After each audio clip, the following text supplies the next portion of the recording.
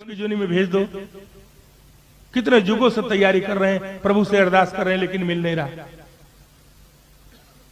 तो सारे देवी देवताओं ने मिल करके, लोगों को गलती लग जाती है ना, जो गलती जो है जो दिमाग में बैठी है वो मैं आपका निराकरण कर रहा हूं। लोगों को ये गलती लगती है, निरंकारियों की सारी बातें तो ठीक है, ये चरणों को हाथ लगाते हैं ये ठीक नहीं।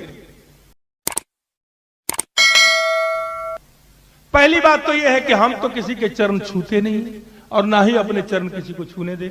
अब कहेंगे इतना सफेद झूठ बोल रहा है, ऊपर बैठा सब इसको मत्था टेक रहे हैं, चरणों में ही कहता है कि छूने नहीं देते। बिल्कुल फैक्ट बता रहा हूं, हकीकत बता रहा हूं। हमारे वहां ऐसी कोई व्यवस्था नहीं है निरंकारी मिशन में किसी के चरणों को हाथ लगाने का, न ही चरण छुआने का, कोई ऐसी व्यवस्था, बाबा जी का कोई आदेश नहीं।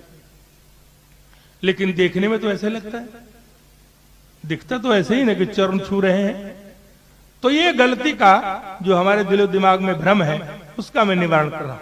वो तुलसीदास जी ने पहले कर रखा है कि बड़े भाग मानुष तन पावा, सुर दुर्लभ देवताओं को ये दुर्लभ है, बड़े बड़े देवी देवता तरसते हैं देवलोक में, हजारों साल की उम्र है। वो कहते हैं कि भाई देवलोक से मृतलोक में मनुष्य की जोनी में भेज दो। क्यों भेज दो?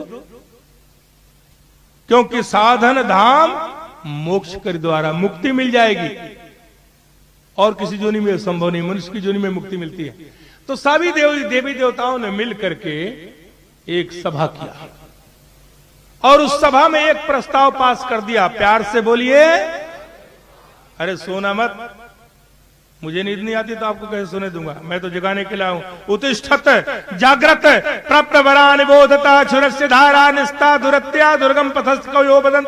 मेरा प्रसंग बदल जाएगा, आधा घंटा और लग जाएगा, इसलिए सोना नहीं।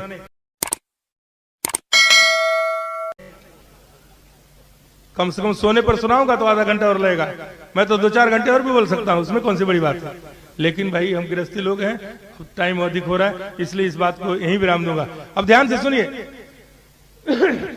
सारे देवी देवताओं ने मिलकर के एक प्रस्ताव पास किया और उसमें प्रस्ताव यह पास किया कि इंसान अगर हमको मनुष्य की जोनी में नहीं जा सकते तो इन मनुष्यों पर कब्जा तो कर ही सकते हैं।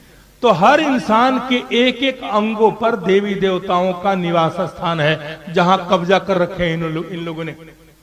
अब देखिए कहां कहां कौन कौन देवी देवता हमारे किन किन अंगों पर रहते हैं।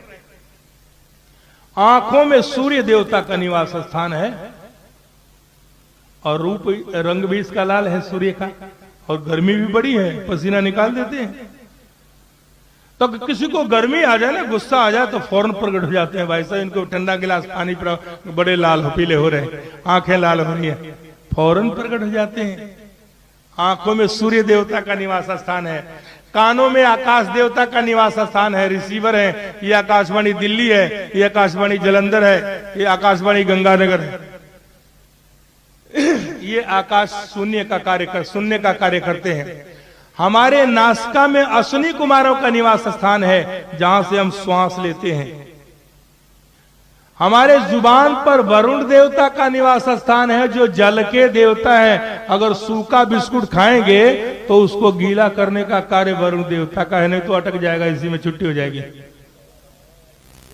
तो जुबान पर वरुण देवता का निवास स्थान है, दोनों हाथों में इंद्र देवता का निवास स्थान है। अब भगवान विष्णु ने देखा कमाल है, सबके सब देवी देवता कब्जा ही किए जा रहे हैं इंसान पर, हम इनकी पालना कर रहे हैं, हमारे लिए कोई स्थान ही नहीं बाकी। कहने लगे अभी भी चरण खाली है, फौरन कब्जा करो नहीं तो कोई और आ जाएगा।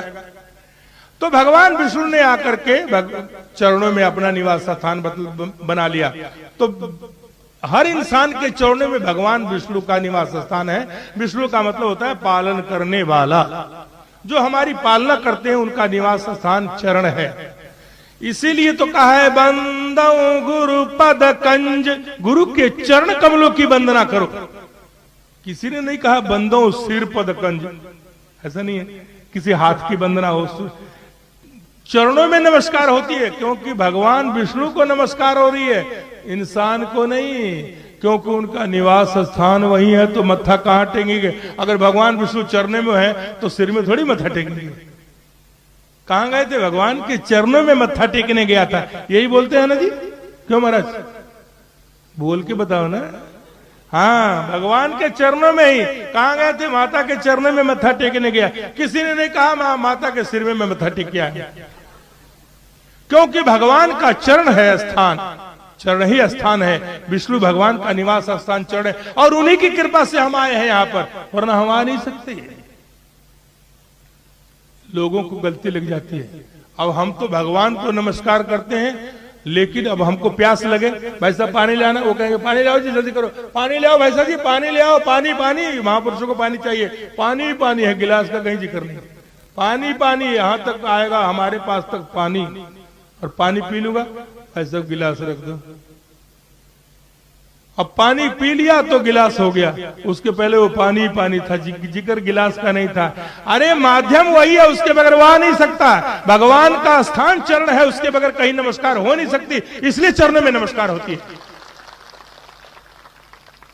साथ संगत, लोगों को गलती लग जाती है, इसीलिए कहा चरण साध के धोए धोए पियो, अर्प साध के अपना जियो, साध के धूड़ करो स्नान, और साधु पर जाइए कुर्बान। ये निरंकारी मिशन की मान्यता है।